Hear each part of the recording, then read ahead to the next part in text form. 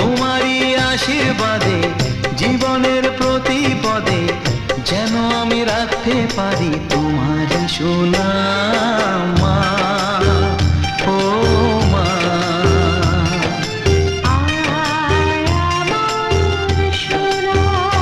ও স্নেহের ছায়ায় ভালোবাসায় ঢেকে রাখে যে, অনেক জ্বালাশয় বুকে জড়িয়ে রাখে যে, তারই আঁচলে মুখ লুকিয়ে রেখে জীবন আমার কাটিয়ে দেব তোমায় দেখে মা।